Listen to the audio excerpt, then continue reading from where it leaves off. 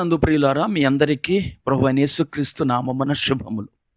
నిజ విశ్వాసాన్ని బోధించే పవిత్ర సోమవారం, మట్టలాదివారం తరువాత వచ్చే సోమవారాన్ని పవిత్ర సోమవారముగా క్రైస్తవ ప్రపంచం భావిస్తుంది.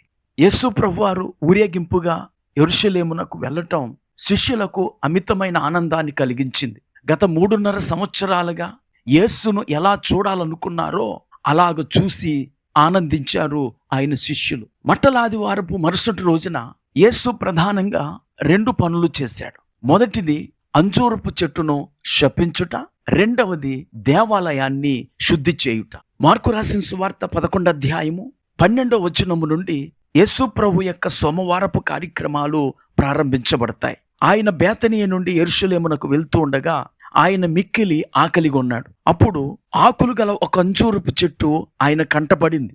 వెంటనే ప్రభువు దాని మీద ఏమైనా దొరుకునేమో అని దగ్గరకు వెళ్ళాడు. తీరా దగ్గరికి వెళ్ళి చూడగా దానికి ఆకులు తప్ప మరి ఏమీ కనబడలేదు. వెంటనే యేసు, ఇక మీదట ఎన్నటికి నీ పండ్లు ఎవరునూ తినకుందురుగాక అని చెప్పాడు. ఇది ఆయన శిష్యులు విన్నారు. ప్రియులారా, అక్కడ యేసు ప్రభువారు ప్రజలను మోసగించే అంజూరపు చెట్టును శపించాడు. ఎందుకంటే ఈ అంజూరపు చెట్టు మిగతా చెట్ల కన్నా భిన్నంగా ఉంది. దానికి ఆకులున్నాయి కానీ పండ్లు లేవు. మీరు ఆ కాలములో యెరూషలేములో నివసించి ఉంటే అంజూరపు చెట్లకు ఆకులుంటే తప్పకుండా పండ్లు ఉంటాయని మీకు తెలిసి ఉండేది. కానీ ఈ చెట్టుకు ఆకులు మాత్రమే ఉన్నాయి, ఫలాలు లేవు. వెంటనే యేసు ఆ చెట్టును శపించేశాడు. ప్రియులారా, యేసు చేసిన ఈ కార్యము మన విశ్వాసాన్ని హెచ్చరించేదిగా ఉన్నది. క్రియలు లేని విశ్వాసము మృతము అని యాకోబు రాసినట్లు ఫలాలు లేని క్రైస్తవ్యము కూడా వ్యర్థమే.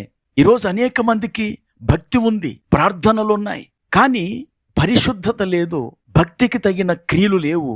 పైకి భక్తి గలవారి వలె ఉండి దాని శక్తిని ఆశ్రయించని వారుగా ఉన్నారు. ప్రియులారా, అంజూరపు చెట్టును శపించిన తరువాత యేసు ప్రభువారు నేరుగా దేవాలయములోనికి వెళ్ళారు. ఆ దేవాలయ ప్రాంగణములో ఆరాధనకు బదులుగా వ్యాపారం సాగుతోంది. ప్రార్థనకు వాక్యానికి బదులుగా ఒక సందడి కనబడుతోంది. యేసు ప్రభువారు దేవాలయంలో ప్రవేశించి క్రయ విక్రయాలు చేసే వారిని వెళ్ళగొట్టి, రోకలు మార్చువారి బల్లలను, గువ్వలమ్ము వారి పీఠాలను పడద్రోసి నా మందిరము ప్రార్థనా మందిరం అనబడును అని రాయబడిన లేఖనాన్ని వారి ఎదుట ఉచ్చరించాడు. సోమవారం దేవుడు తన శిష్యులకు మనకి తెలియచేసిన సత్యం ఏమిటంటే, నిజ విశ్వాసము ఫలాలను అందిస్తుంది. నిజ విశ్వాసము క్రమాన్ని కోరుతుంది. ఆ దేవాలయములో అక్రమము చోటు చేసుకున్నది. ఆ దేవాలయములో లోకము ప్రవేశించింది. ఈ రోజు కూడా చాలా మంది భక్తులు అనబడిన వారు దేవుని మందిరాలుగా ఉండవలసిన వారై ఉండగా వారి జీవితం ఒక సంతగా మారింది. అలాగే దొంగల గుహగా మారింది. ప్రతి ఒక్కడు ఆ మందిరంలో చేరి వ్యాపారం చేసుకుని డబ్బు సంపాదిస్తున్నాడు. ఈరోజు దేవుని యొక్క సంఘము కూడా వ్యాపార స్థలం అయిపోయింది.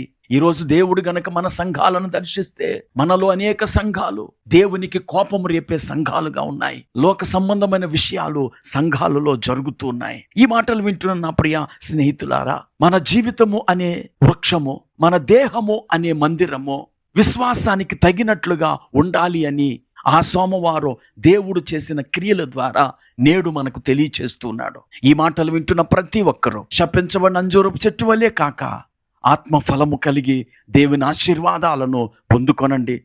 అలాగే క్రమపరచబడి ప్రభువును మహిమపరచండి. ప్రార్థన చేసుకుందాం.